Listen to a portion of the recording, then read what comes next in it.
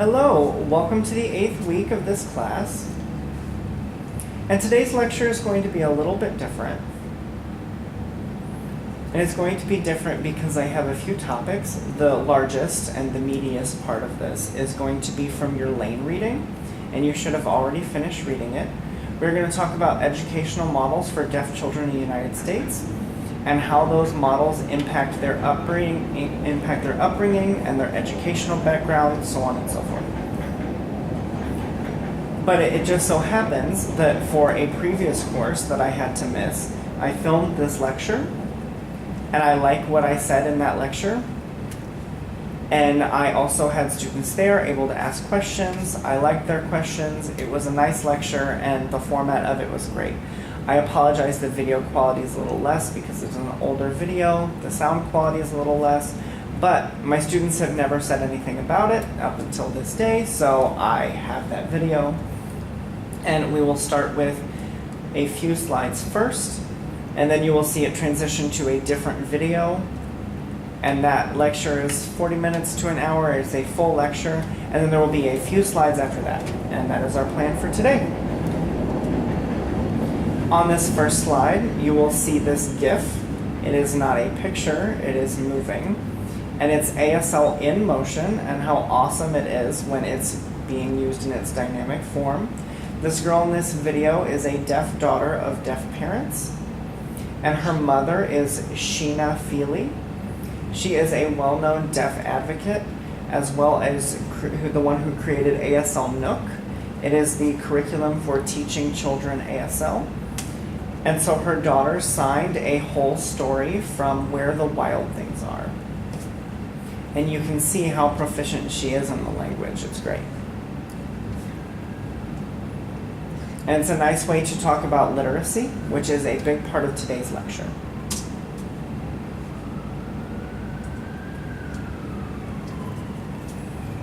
Our second slide is our anecdote. I want to share with you an experience that is not necessarily a happy one, but it is also an important story to share, I think.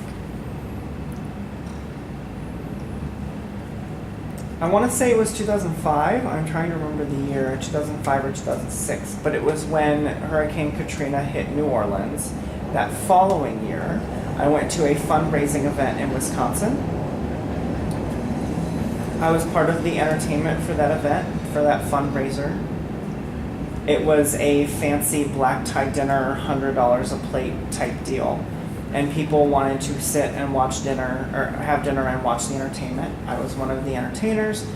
I performed my set, and I sat down, and the MC said that he wanted to let us know the real reason why we were all here, and that our money was going to be benefiting a survivor from the hurricane. And it was a person who moved from New Orleans to Wisconsin. There's a deaf service center there who provide a lot of support for survivors of the hurricane. The man came up and told his story, and now I'm going to tell you his story. He was the only deaf person in his entire family, and his family did not sign. Communication was a point of contention. He always felt left out. He was often ignored by his family. And at home, he didn't interact with his family. He was very isolated, kept to himself. And the day that the hurricane was at its height in New Orleans, his family was watching the television. They were gathered around the news. And there was no captioning on the news. He wasn't allowed to put on the captioning. He didn't understand what was going on. It was obvious that it was raining outside. He went upstairs. He went to bed. And then that night was when the levees broke. And he woke up the next day and saw that his entire first floor of his home was underwater. He went up to the roof and sat there. And eventually he was rescued. A boat came to get him. But that means that his family left him. They left him for dead.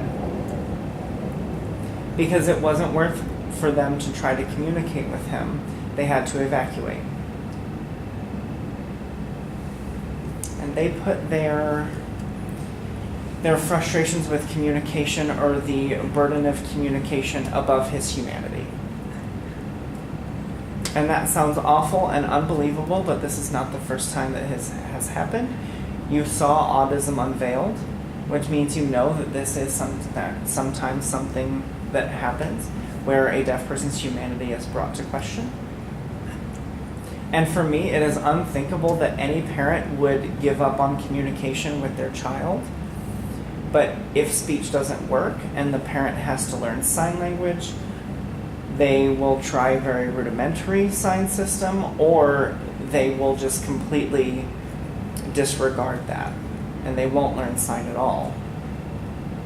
And that family bond is gone. We all know that family doesn't always mean that everyone gets along great. Try to imagine anyone who puts value on their communication method as the only way to communicate over trying to communicate with somebody and meet them where they are in a life or death situation. And it's heart-wrenching to think about, but it happens. And when he told his story, I couldn't believe it. And I felt so lucky to grow up in a family that signed, and I'm close with my family. I'm able to communicate with them. If there were any emergency, they would be able to let me know right away. And it made me think about it more. And why I use the word lucky, that shouldn't be a thing. It's something that I take for granted. And if somebody doesn't get along with their family, they can still communicate with their family. And not everyone has that access. And the burden of communication is still on the deaf person. It's their fault, it's their problem that they can't communicate and that it's not effective. And a lot of that is related to education and how the educational system is set up to learn language and how you learn language in school and at home. And I will pause here. And now we will transition into another video. And once you have finished that lecture, then there will be more.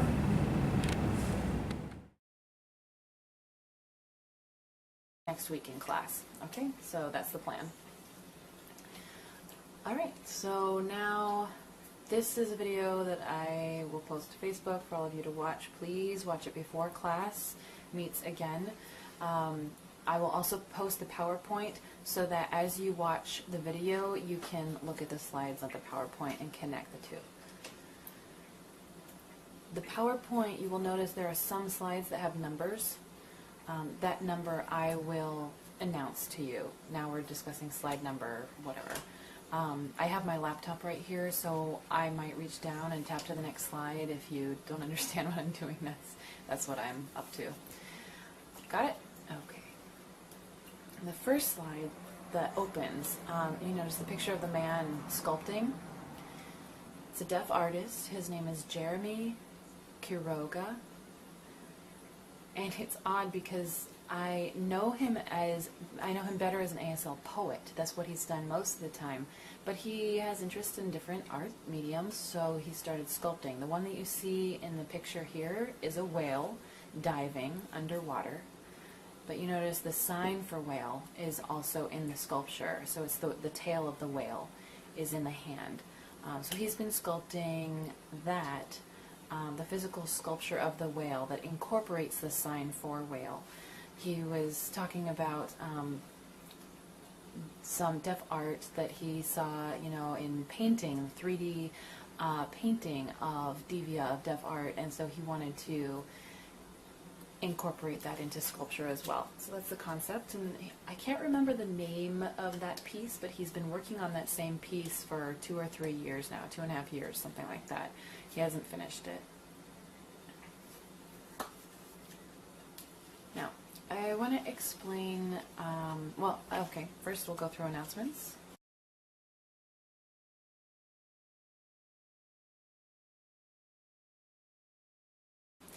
It's neither here nor there. Okay.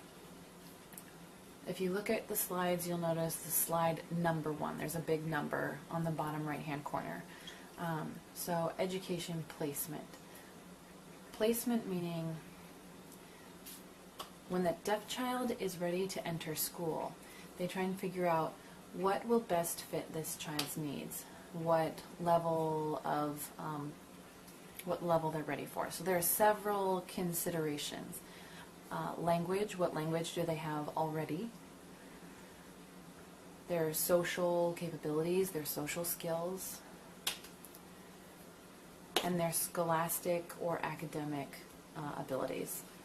And so the parents are in on that decision too, and they, especially for the younger kids, the parents will be in on deciding what they want for their child. If the child is older when this placement happens, then the child might have some say in it as well. So those are some things to keep in consideration.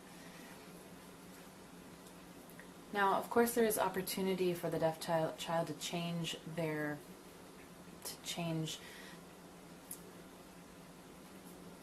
route, their course along the way.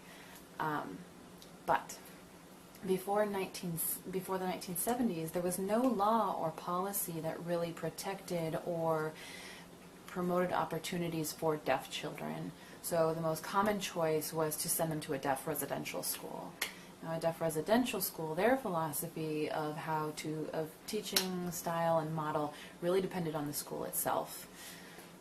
Now, we know that most of the older deaf residential schools started with sign language, and then they went oral for a time, and most of them went back to the signing model.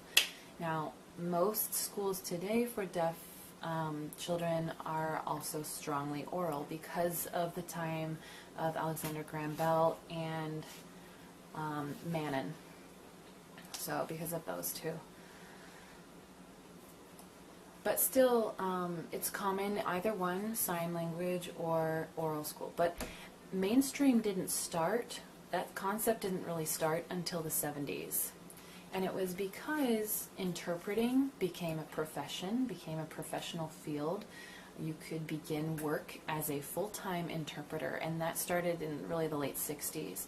So they had their own organization, they established certification opportunities, formal training, which means you could hire a trained interpreter. Before that, even if a deaf person wanted mainstream, if they wanted to become included in a hearing school, there was no good way of going about that. And so they might borrow notes from another student, they might try to lip read their teacher, and it was tough. Education, getting all the way through education that way, was a very tough journey with very little clear communication, asking for private meetings with the tutor or teacher after class, and that was even before Gallaudet was, that's how education was even in college for any deaf person who made it to college before Gallaudet University.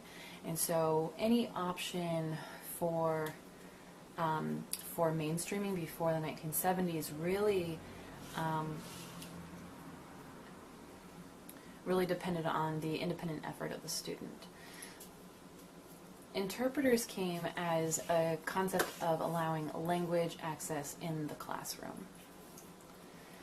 So 1973, the Rehabilitation Act, Section 504, mandated that any child with a handicap, that's the language that is used in the law, now I think they've changed that wording to disability, but any child with a handicap has a legal right to education and to equal education in any setting. For example, before that law, there are many stories of a person in a wheelchair who could not get into the school building, and so they would just tell that person, too bad, so sad. Or there are stories where that person would sit by a window and listen to the teacher lecture from outside of the classroom because there were no accommodations, no physical accommodations that people were willing to make to that building.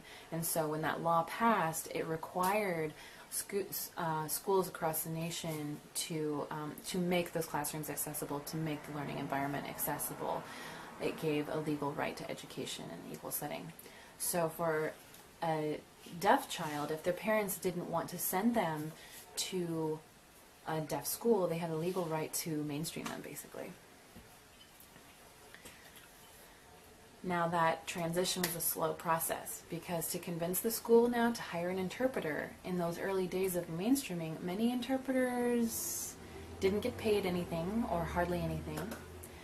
They might get hired on paper as a TA, so a teacher's assistant, and that interpreter was expected to do other work in the classroom and not just interpreting. So that included grading papers, having to feed a classroom hamster, I mean, whatever might be on the list.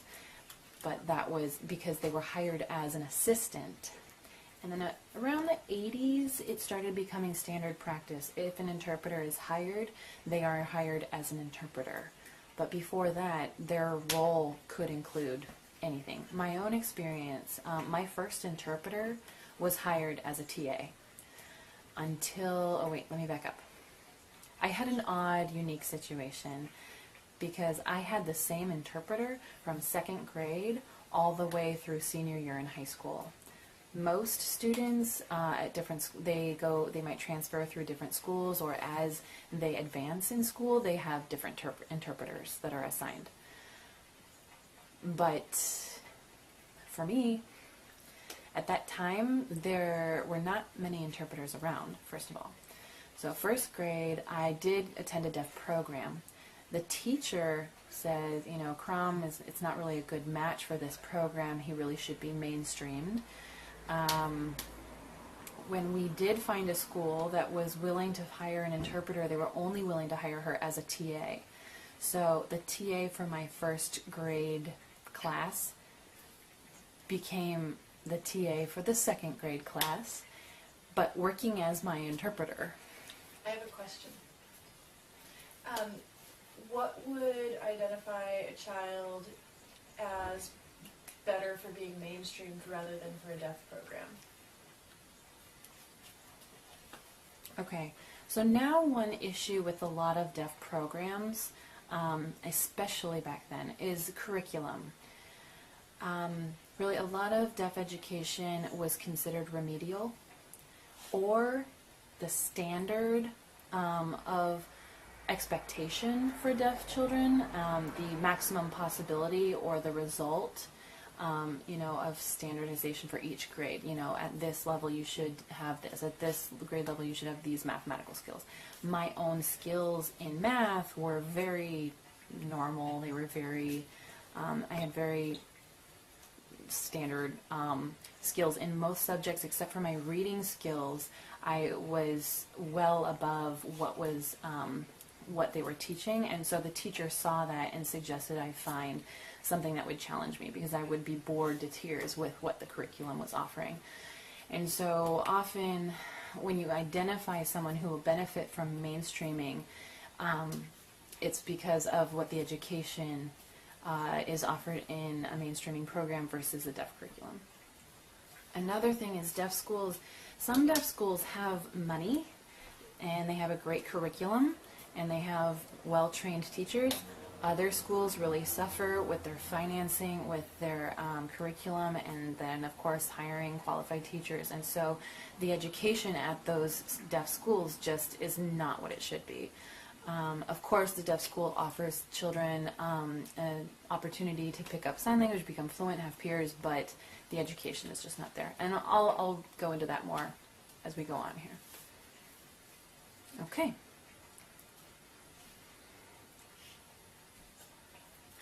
I just asked the interpreter if we're still recording because my camera is having some issues, so I wanted to make sure it's still recording. And you might see some pauses or clips editing later, and that might be one reason. So deaf people find they had a legal right to go to any school, in any educational environment. So, you know, for whatever that deaf child and their parents want or need.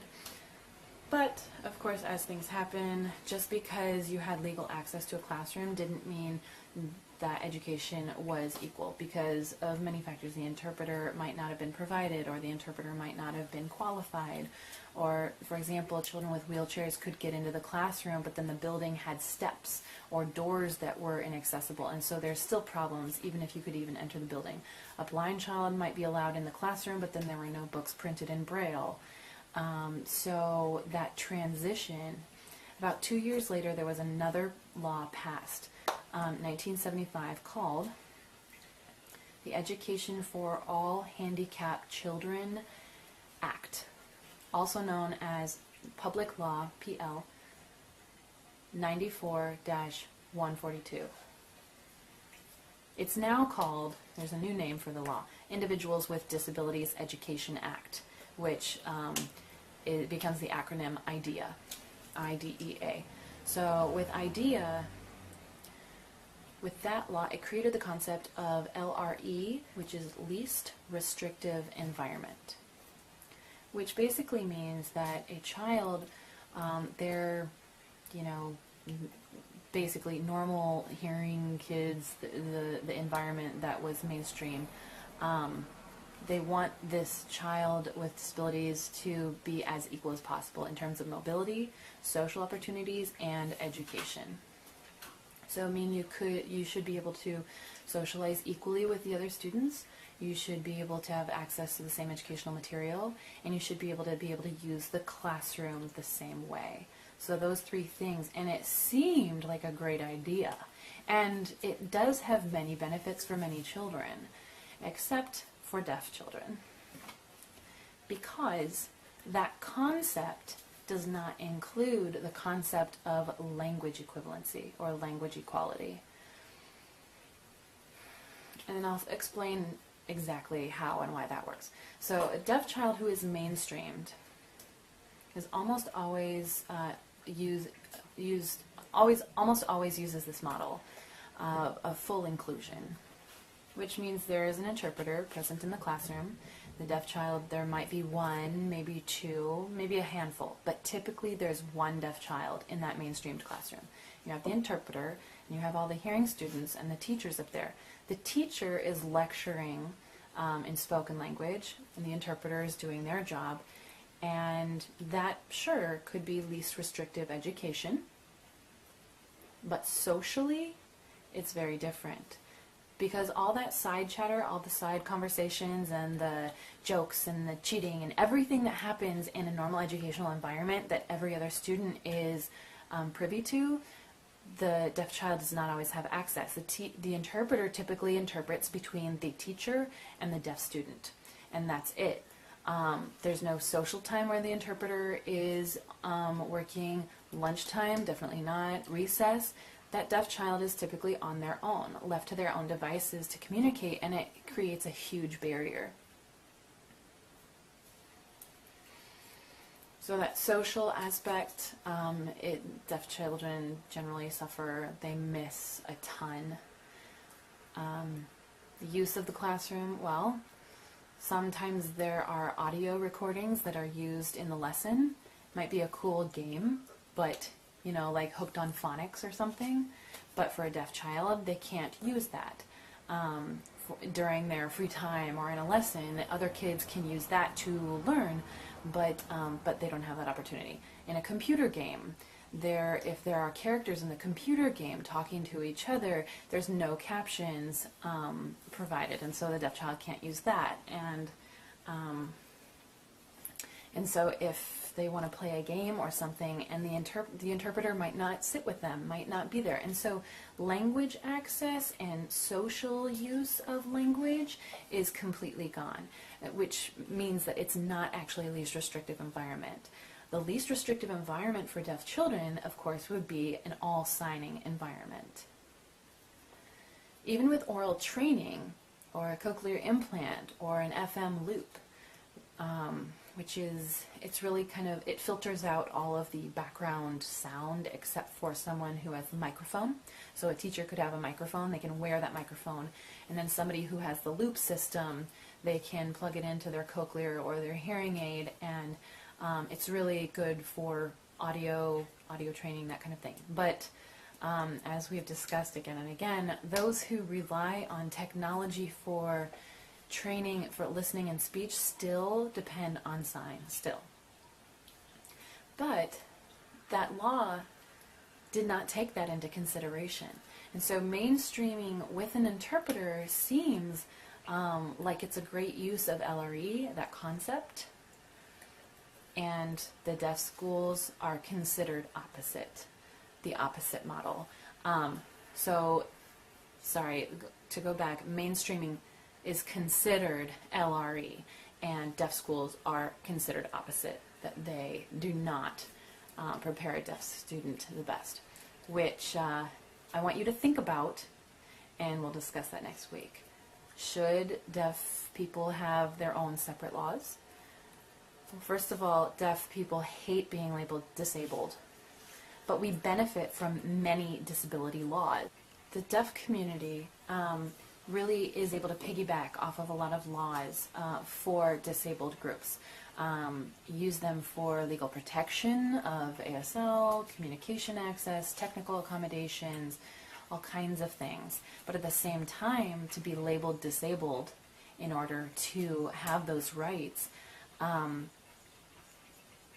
we're not sure if that's actually going to help us move forward or move us backward in terms of equality. So there's been a lot of discussion about that. IDEA does not benefit deaf children the way it benefits lots of other children with disabilities. So it's a really sticky issue. Who's responsible for lobbying for that? Who convinces the school administrators, the beneficiaries of education, the Department of Education, that there might need to be a separate but equal set of laws for deaf children and language accessibility, language equality? That that discussion has almost been at a standstill for many years. But now, recently, just maybe a year or two ago, you started seeing laws pursued now with consideration of language accessibility over environmental accessibility or environmental limitations. So SB 210 in California is a law that now guarantees children rights to ASL as an option in education. It also advocates, there's also been new legislation advocated by LEADK, LEAD K, and I'm not sure what it stands for. I need to look it up. I need to maybe update this slide for you, but right now, Niall DeMarco is one of the advocates for LEAD K, and he works closely with a woman named Julie Rems Samarino, and she is well-known lobbyist activist for deaf children and deaf rights for a long time, mostly in California. So they wanted to, let's see,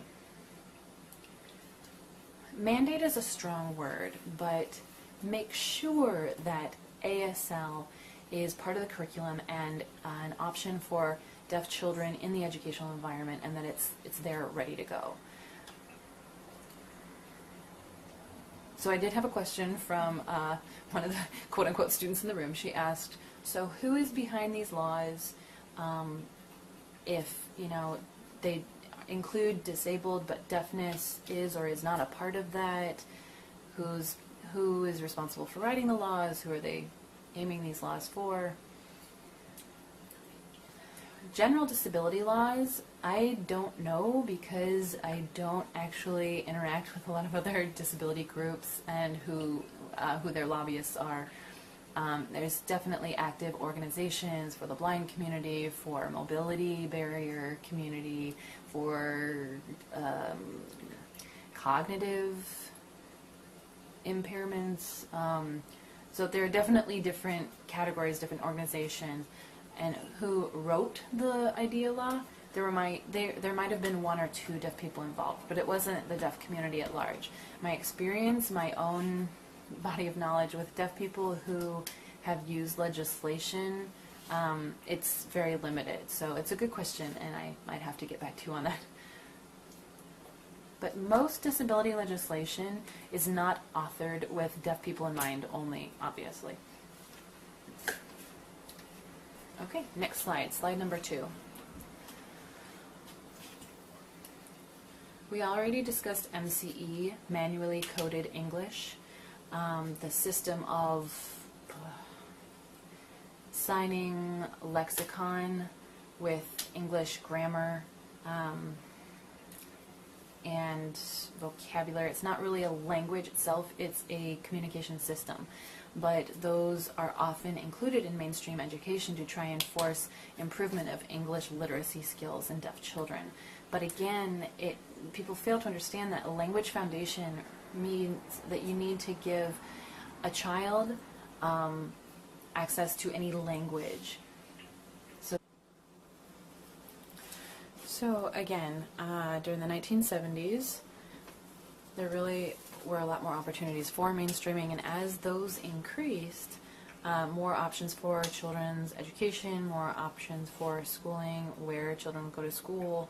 You also saw a rise, an increase of the use of manually coded English. So mainstreaming programs, or deaf programs even within a mainstream school, really used a lot of MCE, because the people who like MCE, typically those administrators who teachers who like MCE are typically those who already favor English, and they probably don't sign very well.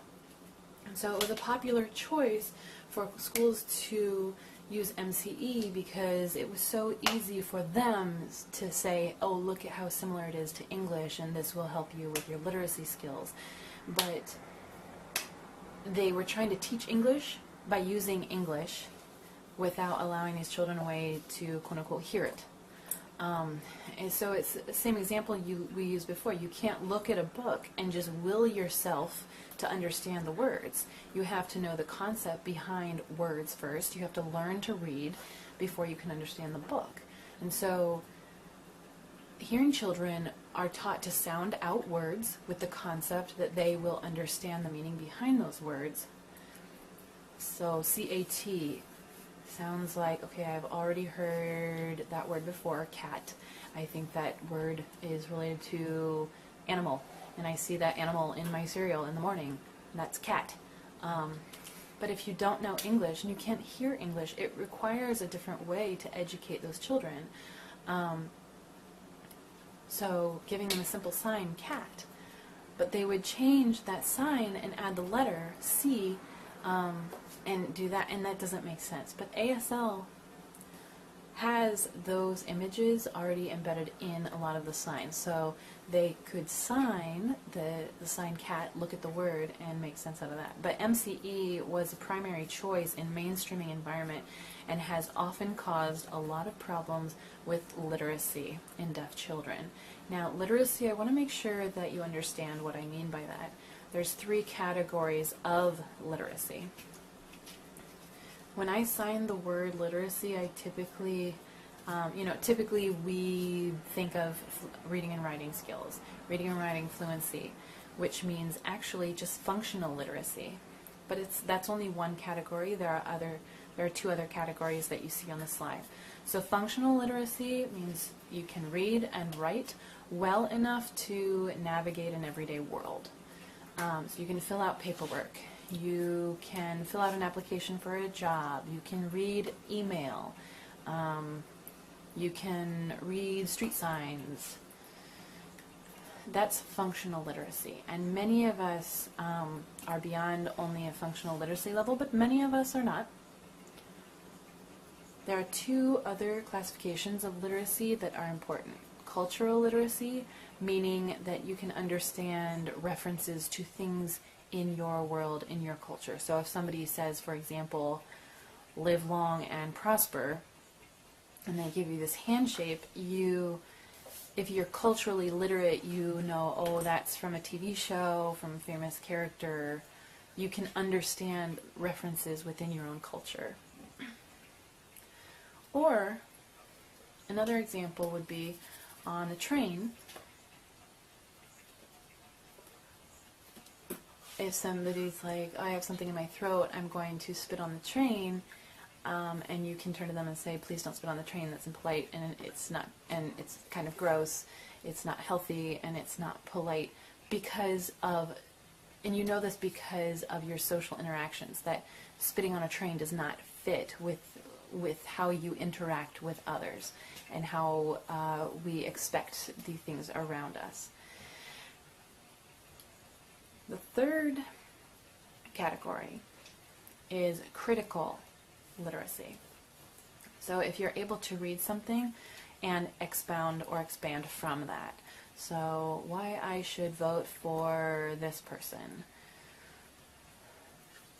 versus another advertisement saying why I should vote for this person. So if you're only functional literate, you might read both of those and think, okay, I should vote for both these people because what they're telling me is convincing and what this other thing is telling me is convincing. But if you're critically literate, you're able to analyze both of those advertisements and decide for yourself who makes a better argument, who you might trust. For example, another example is poetry. If you read a poem and you're like, okay, this poem is not really about what all these images, these flowery images they're giving me. It's about their grandfather. So the ability to read information, follow instruction, that's functional literacy. Cultural literacy is social interaction and interpretation of cultural information. Critical literacy is analytical skills. It's the ability to interpret information. These three are ingrained in language. In school, the education system, from kindergarten through high school, it's really focused on functional literacy skills. It also encourages us to develop critical literacy skills. And cultural literacy happens from social interactions that happen naturally at school. So if somebody is struggling with language acquisition, they're not fluent in English, they're not fluent in sign language, they're really blocked from accessing any of these categories of literacy.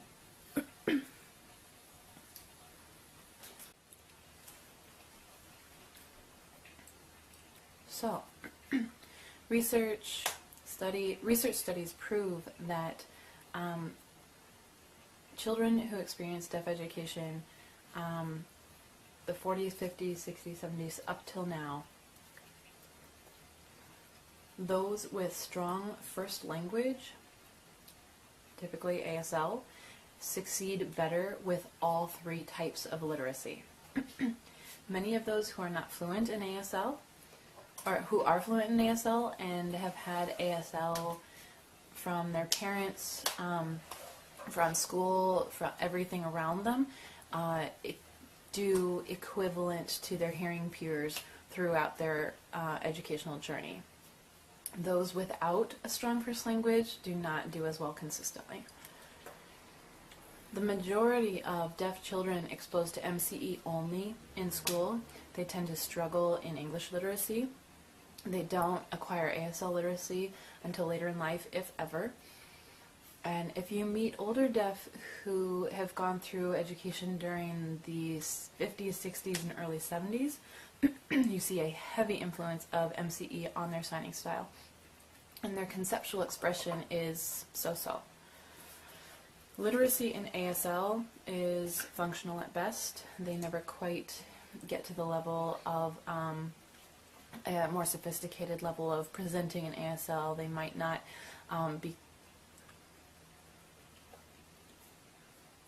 be able to communicate with any signer that they are met with.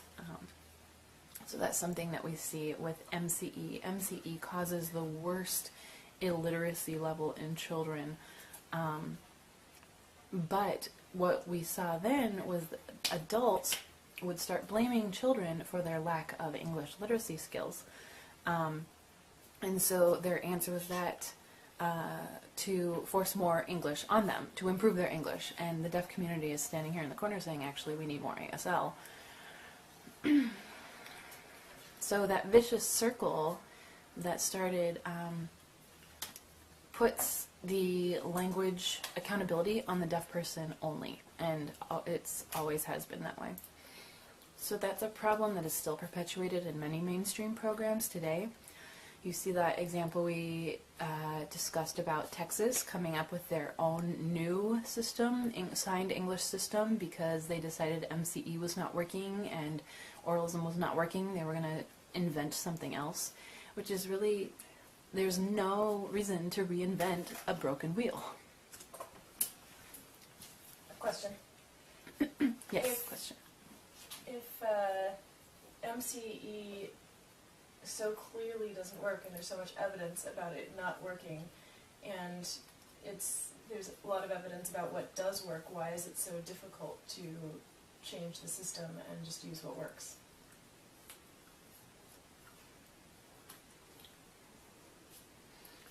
Because it's easier for English users to use MCE and look at who's in charge, who's the administration, who's the teachers, language models, even interpreters who English is their first language. They are making decisions for deaf people about education. Deaf people don't always have the education to advocate for themselves, to fight back, to research on their own. And then more recent, maybe 10, 20 years ago, that started to change, but it's only that recent.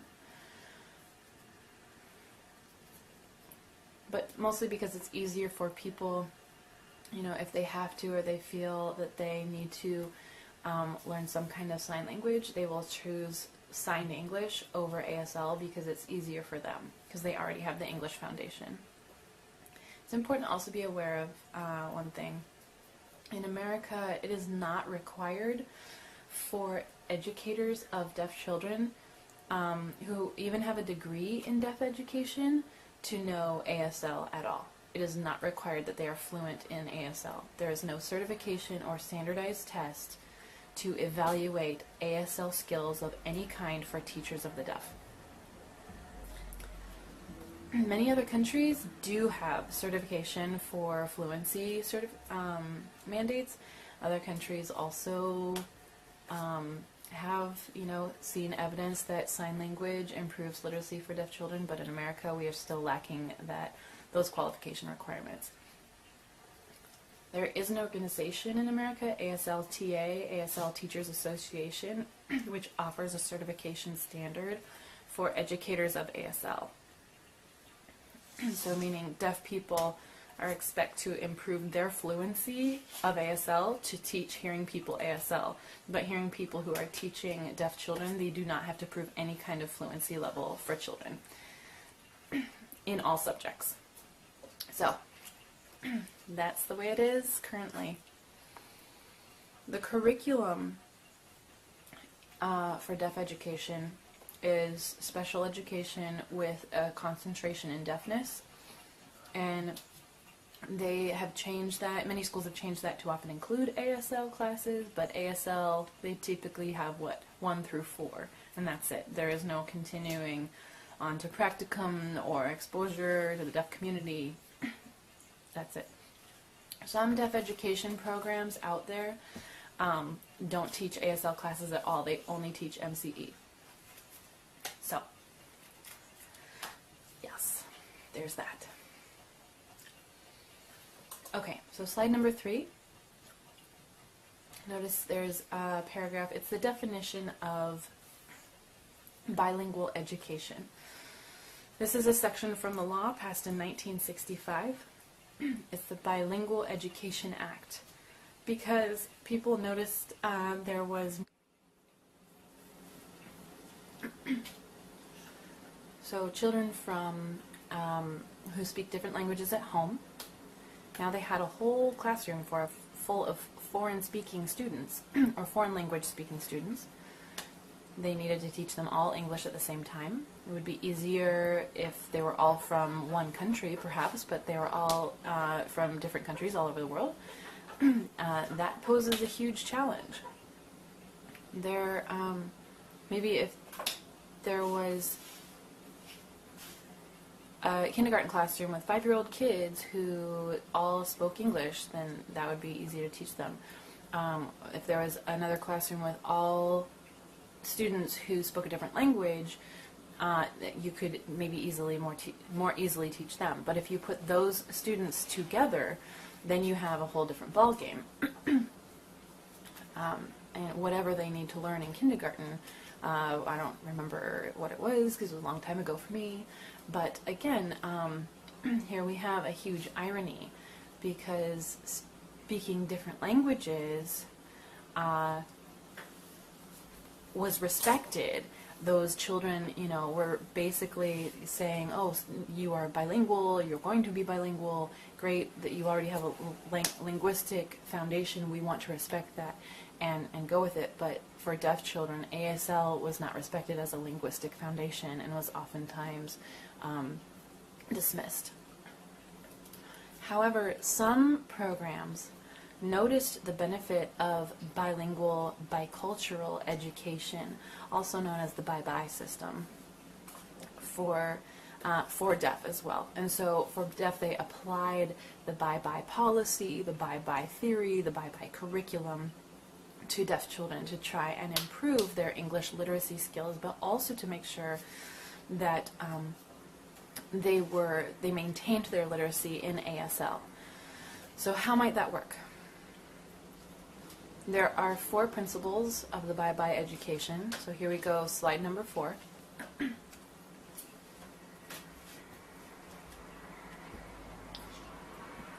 Self-image or self-esteem should be strong. Students' cognitive power and development. They already have one language, one culture, and so they will use that as a bridge to learning English.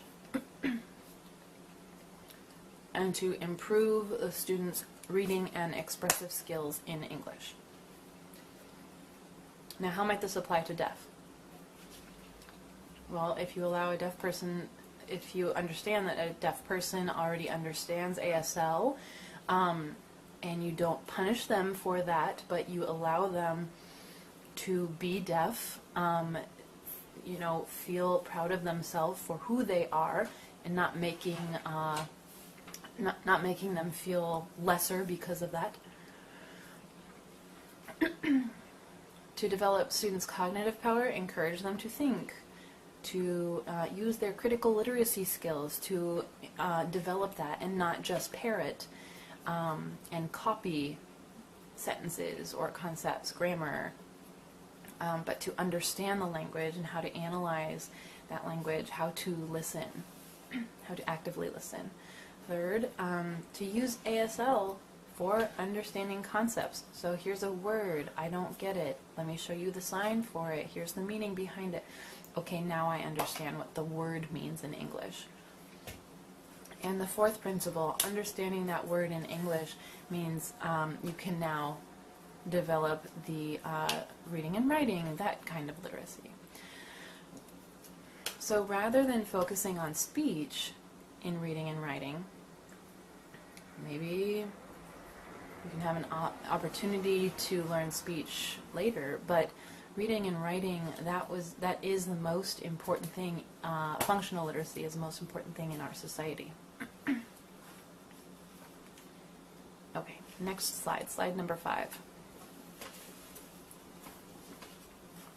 So the Bye-Bye educational curriculum has a number of principles. But we notice that this really does work best for deaf children in education. I will mention 6 principles. I want you to think about it. If there are any questions or if you need me to expand, we can discuss that in next class. The first is to respect the language of the student. ASL, obviously. To incorporate heritage information in teaching. So deaf children love to learn about deaf adults. Oh, you know, this is my role model. Deaf people can do that. Great, I can do that too. So that's heritage information. Third, the use of language, the language of the student to understand new content. So if they're not understanding it in English, then you can revert to sign language, make sure they understand it in sign language and use that as the bridge into English. Fourth, to increase complexity and meta-language and knowledge for the child in their native language, meaning not just encouraging them to to improve, let me back up. Not just encouraging literacy in English, but also encouraging literacy in their own native language as well. So not like, oh, ASL will start there and then eventually English will take over, but to actually encourage development of both languages simultaneously. So fifth, to give the student opportunity to develop or strategize transitioning information from one language into the other. So if the concept is given in sign language, how might that transition or translate into English and vice versa?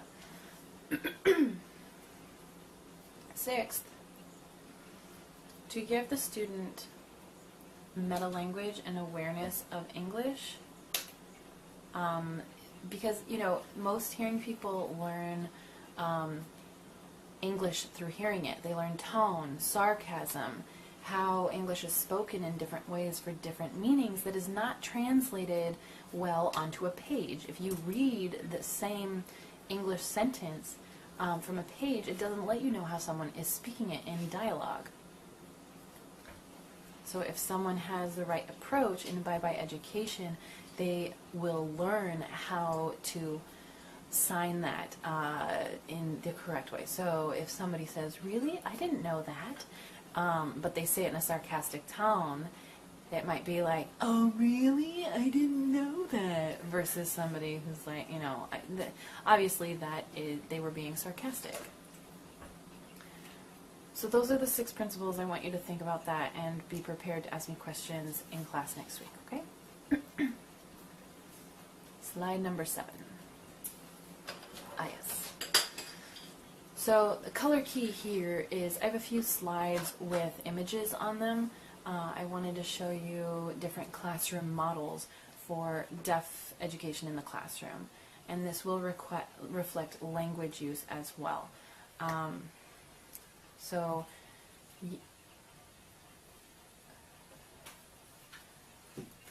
the color itself will relate to the language knowledge in the classroom. So if the face is large and blue, it means the person doesn't know ASL at all. They speak only.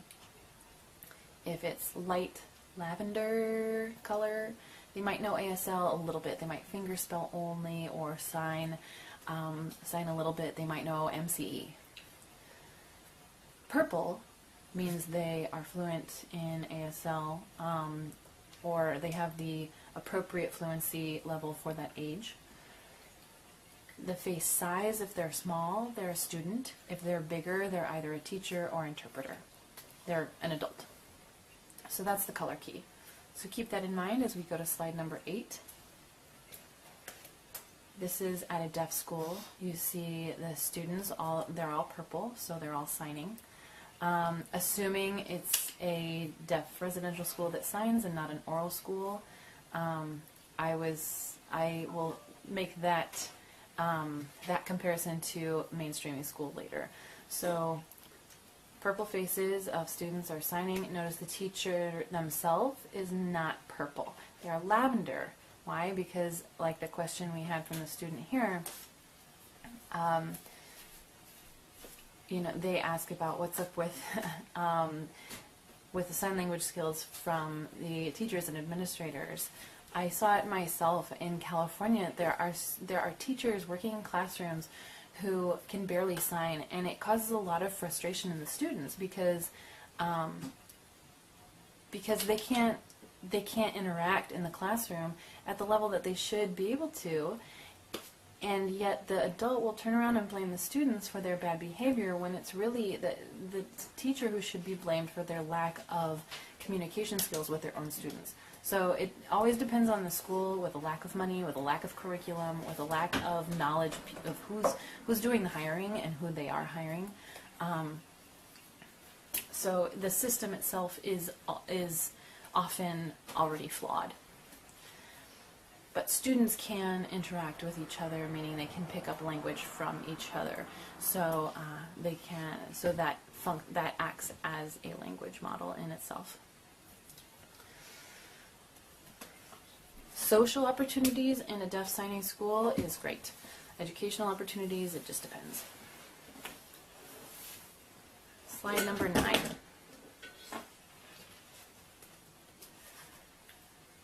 So this is a self-contained deaf classroom, meaning a hearing school, a mainstream school, but they will have a special education program or a deaf education program where deaf students have their own classroom with other deaf peers, maybe even a teacher who signs. But at the same time, during school activities, during break, lunch, after school activities, sports, they can join in with their hearing peers there. With an interpreter, maybe, maybe not. Often sports teams, there are no interpreters provided, but they can still interact in those ways. In a hearing classroom, you see all those blue students except for one lavender, because usually what happens is in interacting with their hearing peers, there's usually at least one curious hearing student who wants to learn some sign language, or maybe is interested in dating that student, or maybe they're a coda, and so that deaf student might have a little bit of interaction with that one hearing student. Especially if there's no interpreter, then they will have more interaction with that student. So there's limited opportunities, but that's why that face is there.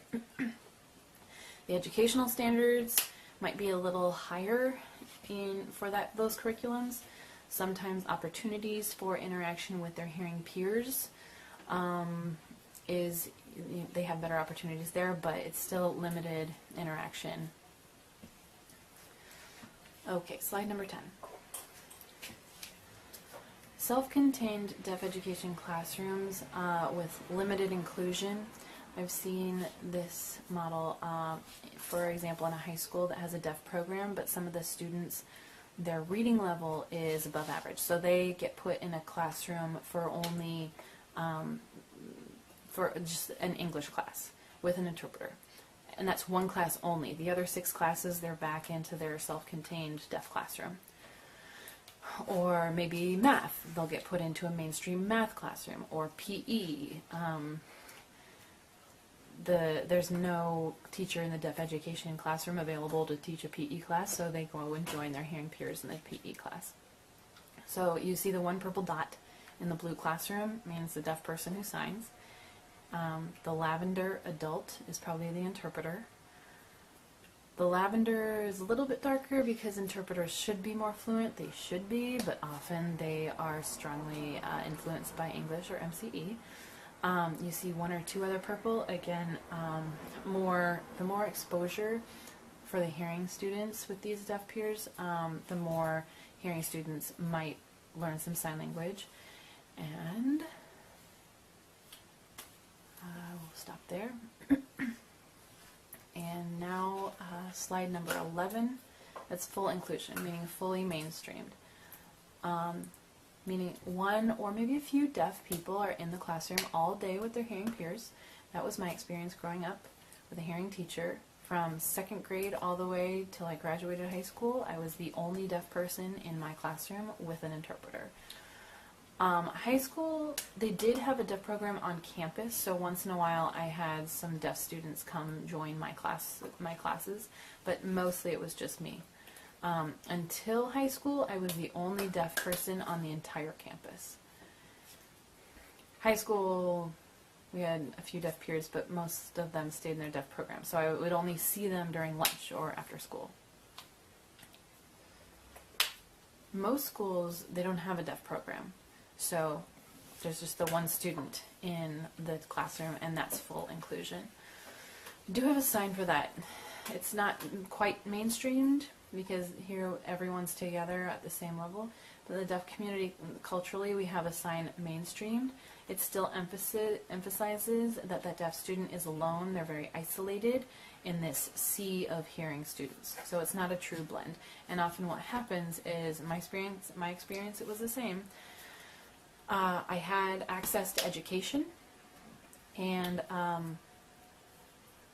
in that time, in the 70s, 80s, my school was considered one of the top, so I had some really great opportunities, some great teachers, the curriculum was fantastic, and my education was good for me. I truly did benefit from it. But again, I was the only student. out of 28 students, I was the only deaf student. So you see these colors start to change, some purple, some lavender. Out of my class, 28 students, at least half could fingerspell fluently. The other half, maybe 3 or 4, could sign pretty well. One signed pretty darn well, and that is my closest friend growing up and still to this day. The other students, they might not be able to follow anything at all, or once I had no more contact with them, you know, they forgot all the signs they learned. Now there are more opportunities for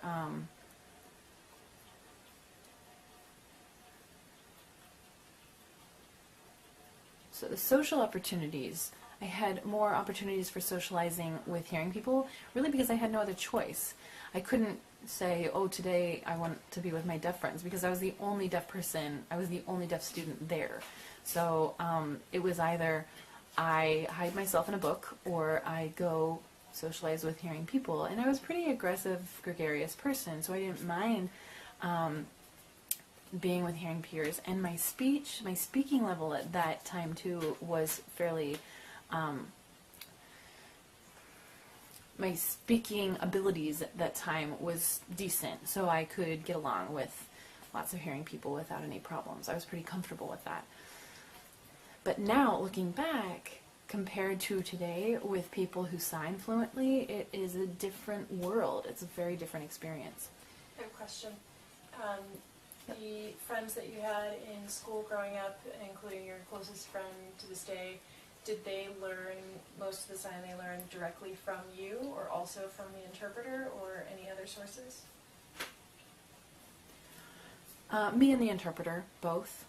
The interpreter had sign language lessons once in a while. She would teach the students in the classroom, and with those who I hung out with often and considered my friends, they did pick up sign language more quickly than others that I didn't communicate with in that way as often.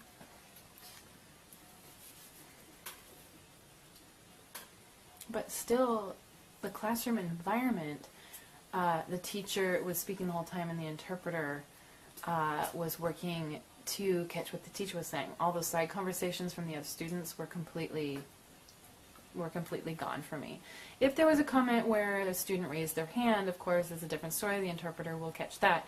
But all the other stuff that goes on, those group dynamics is hard to catch with just an interpreter. If there was a group project, it meant typically that that we had to do at home.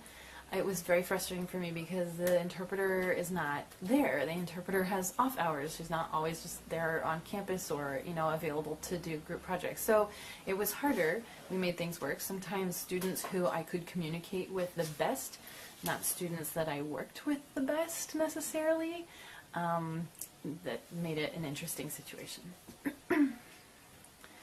Like, okay, so ready to discuss this science project. You have the pitfall game. I want to play that, so, that's where I would end up. Or there might be students who I could work with.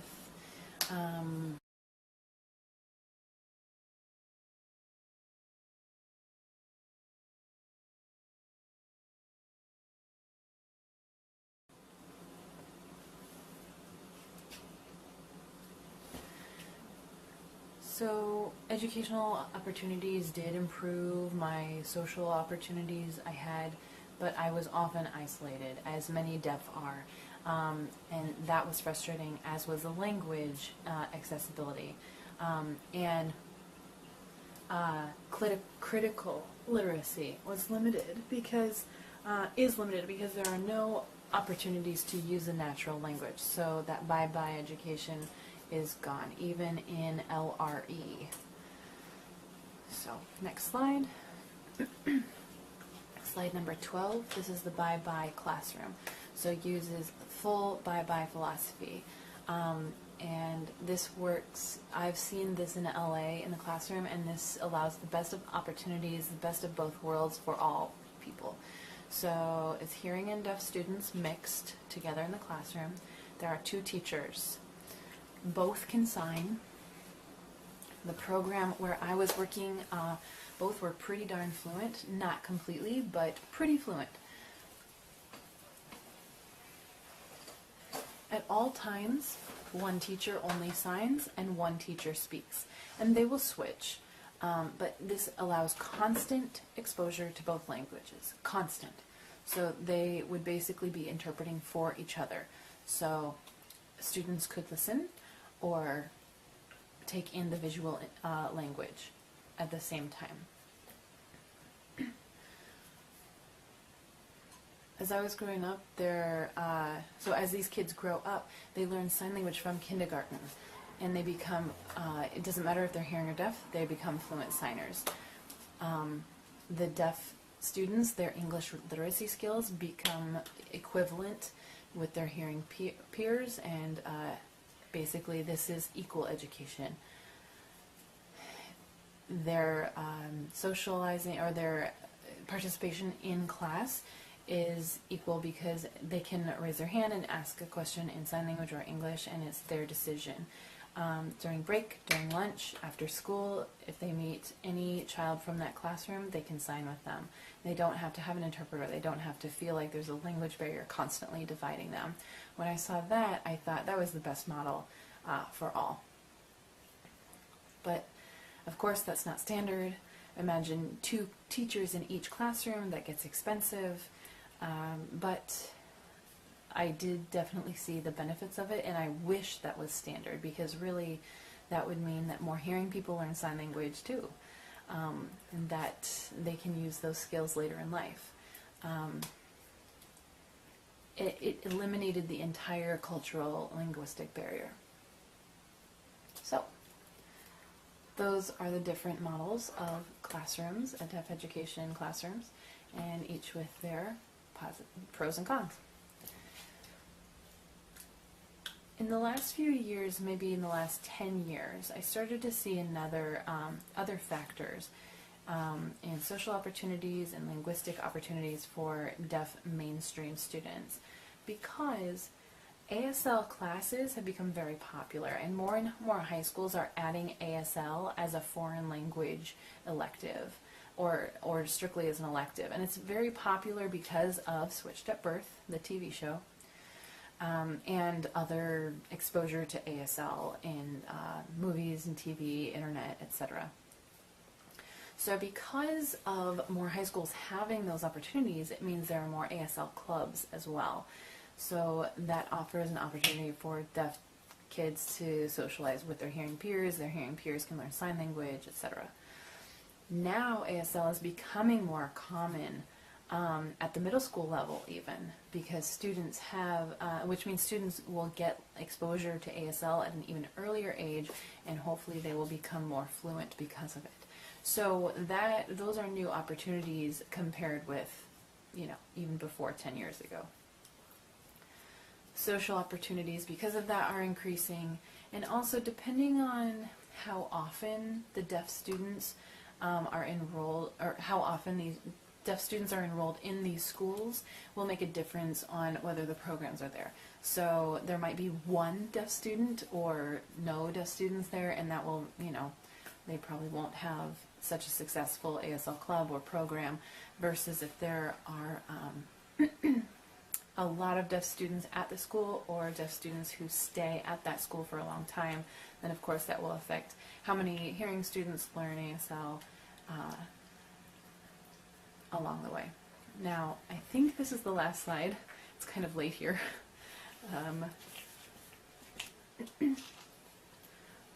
For placement in school, there are 2 things for deaf students. There's the IEP, the Individualized Education Plan. So any student with a disability is required to have an IEP, which means that they fill out a form for what the student needs for accommodations to achieve least restrictive environment. Those assessments are listed, as well as goals and expectations of what they want. If they need to improve speech, if they want to, there's different categories that can be established as goals for improvement. One problem with that is most teachers aren't trained for that in a mainstream environment. So deaf education teachers or mainstream teachers had never seen an IEP form in their life, and then all of a sudden these deaf kids started showing up in schools, and these teachers needed to fill out these forms. Or what happens too is the parents will be contacted, and the parents will say, oh, we'll just keep everything the same as last year. Sometimes the parents will be more involved, and sometimes the teachers will have more experience in these, but or older deaf students might be more participatory in their own IEPs.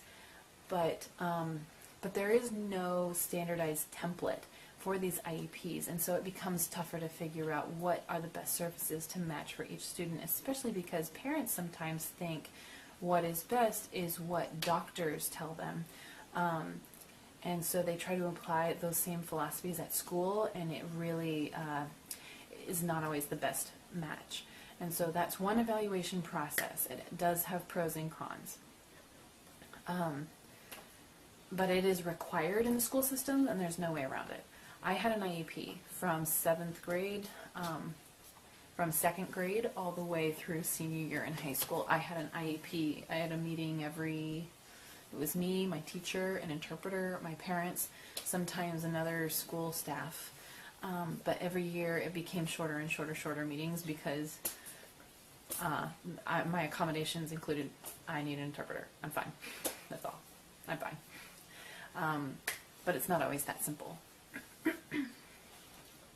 The other way of evaluating evaluation is because some students might include social anxiety, behavior problems, cognitive processing issues, plateaus in educational advancement, and so evaluations will include, does a student have ADHD, or do they have cognitive processing issues?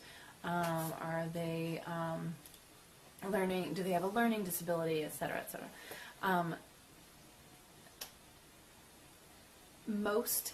The problem is that most evaluation tests rely heavily on verbal questioning and answering, verbal questions and answers, which completely fails to evaluate a deaf student fairly.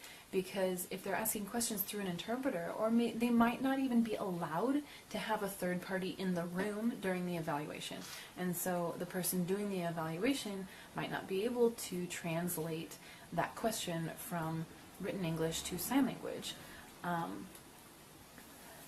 And so translation becomes an issue. And it doesn't consider deaf students. There have been attempts to fix, to rectify, to modify some of those tests that are already established. Like, for example, the WISC, it's on the slide. It's the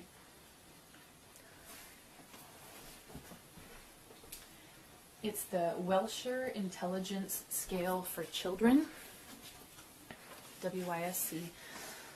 Dash R. The R means modified for. I used to work in a special education lab in college, and I looked through all of the tests and was like, wow, this one's terrible for deaf children. And what's the R again? It might stand for rehabilitation. I don't know. I'll get that to you. But basically, it means children with communication differences. So that test does not apply. It is not applied through speech. It's simply observation. They might give the students some kind of stimulus, and then they'll write what they see. And that was an attempt to analyze or evaluate children's intelligence. So that's one area of intelligence testing. Now they also have social aptitude. Testing is very, very different because there might be students who have anger issues in school. And what happens is they get sent to the school psychologist. They still have anger issues or attitude problems or ADHD or whatever their, PTSD. if they've got emotional turmoil, but a lot of times that anger, that frustration, that turmoil is a result of not having active communication in the classroom. And so when you sign with that child, when you are able to communicate that with them, what they tell you is they feel isolated. But again, that school psychologist, are they able to communicate with that child? Are they able to affect their diagnosis? Who knows? So there are a lot of standardized tests, a lot of evaluation of scholastic ability, but again, it's based on English literacy skills. And so someone might be evaluated as strong in ASL, but their English is so-so.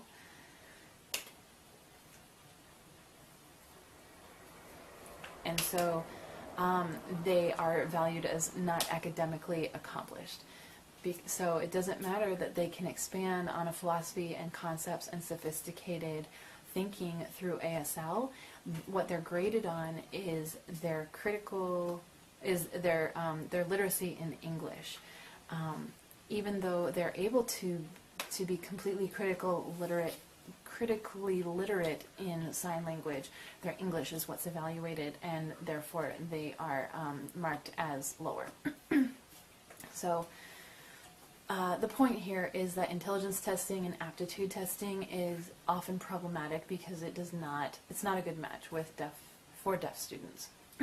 So what the system really needs is instructors and administrative staff who can communicate with the students effectively, and then go from there. But because the way the system is set up right now, that doesn't often happen, and that's the point here. Okay?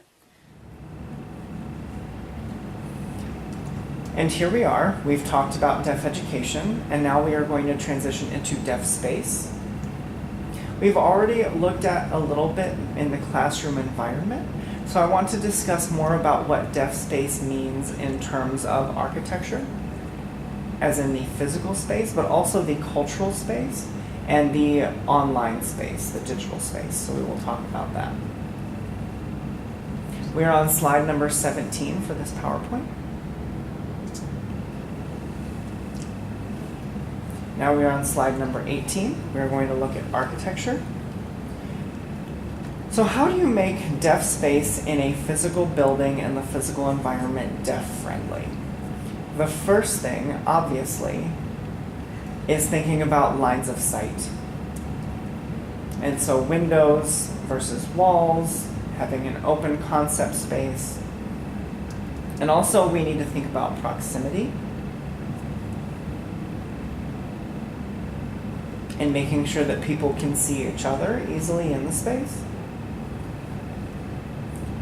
Or if not, you'll be able to get their attention easily. The acoustics. They need to be acoustics that work well with hearing aids, also that work well with vibration. Lights and shadows need to be considered. Fluorescent lights are not a good source of lighting. Windows, natural lighting are great. Sunlight from the ceiling, you can have a cutout. Also, just making sure that it is facing on the eyes, doesn't cause any eye strain. Also, transparency. Windows are very important. And sometimes the space needs to be set up so everyone can see each other at the same time. When I teach this class in a classroom, I always ask my students to sit in a U shape. Then they can all see each other and me at the same time, because eye contact is so important in the deaf community.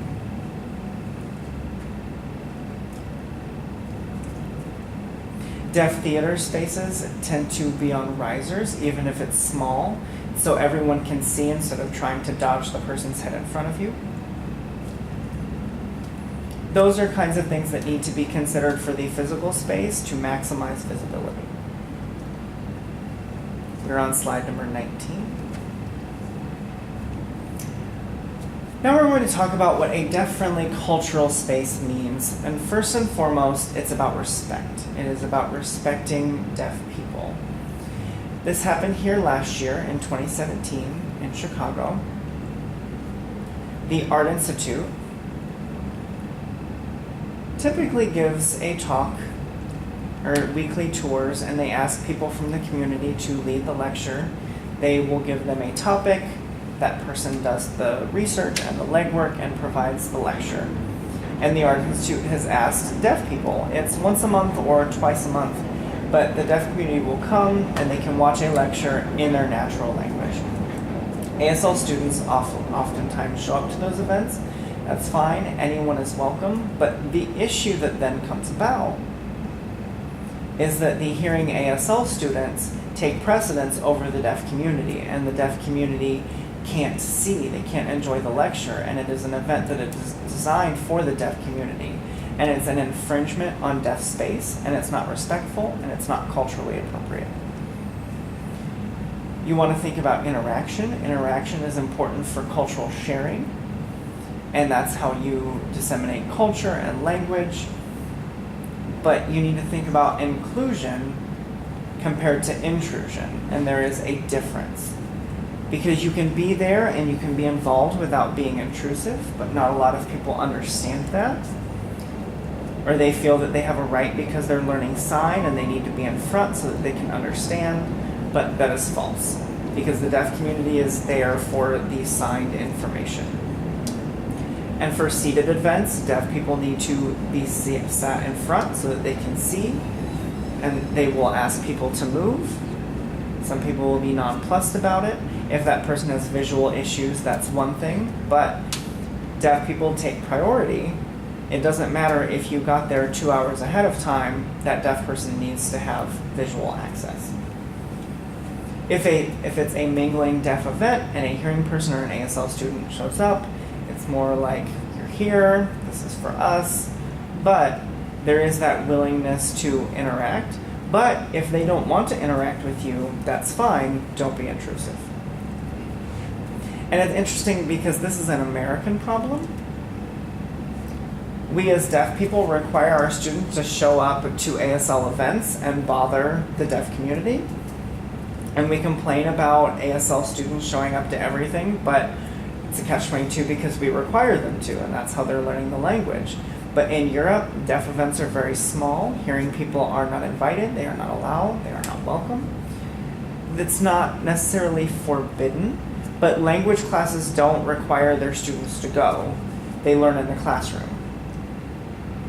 You rarely see a hearing person at a deaf event in other countries. I've gone to several deaf events in several different countries, and hearing people don't go. And if they're already fluent in the language, they might go, but you rarely see students go. That's an American issue.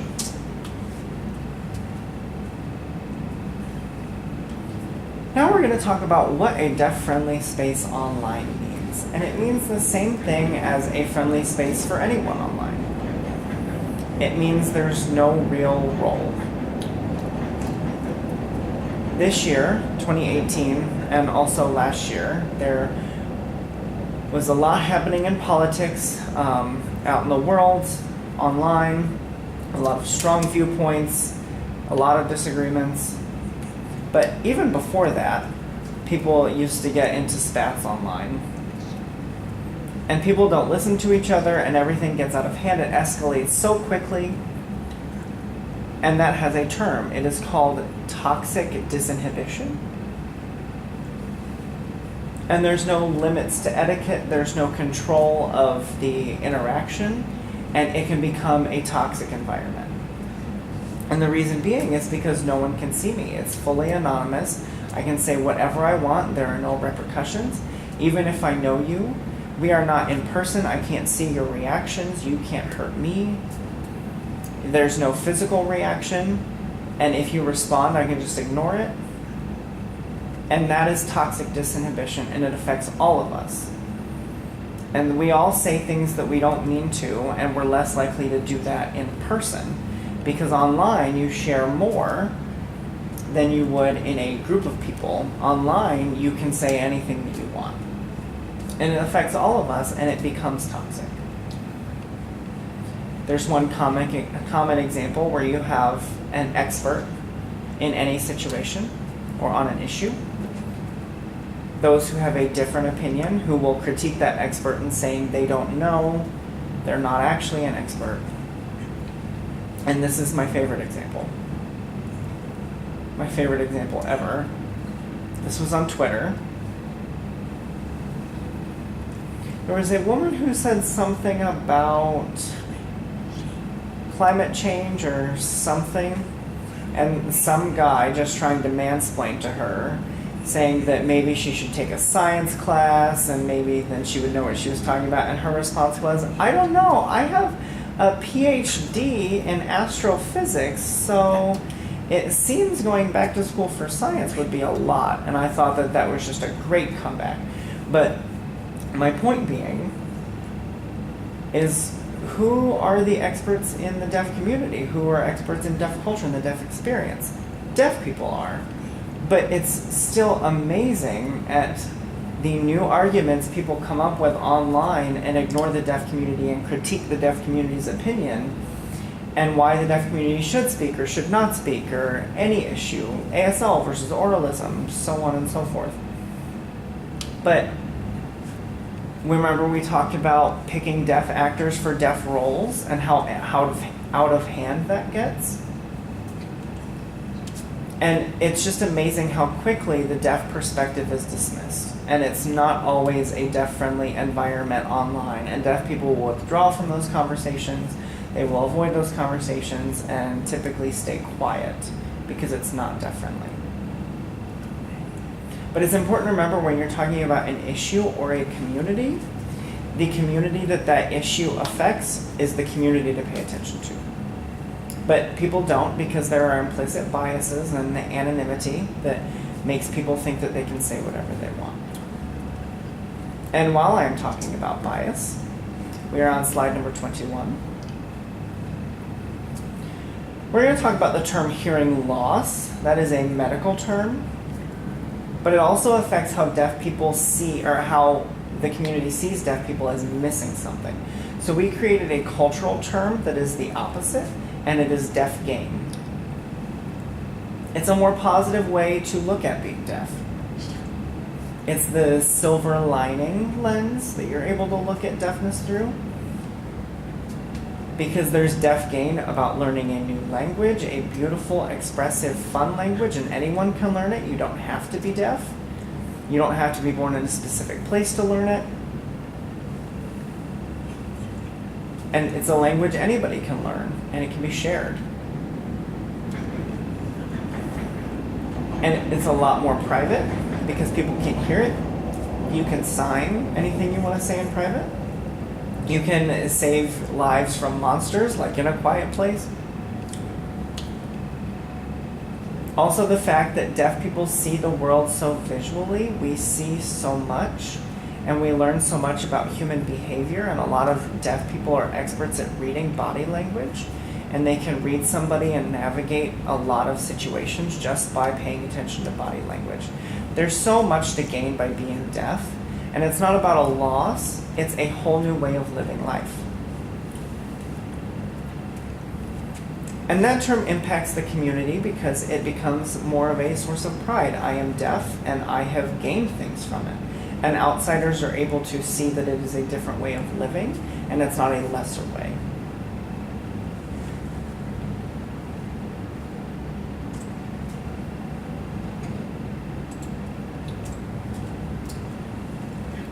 This is our last slide for this PowerPoint. This is your homework assignment, and I am sorry, but this movie is a little sad. But I do want you to watch it, and I want you to watch it through a critical lens, and read the comment thread after you watch it. And I have the link in the PowerPoint. I will also put the link in Canvas for you all. And we will also discuss it on Canvas. See you next week.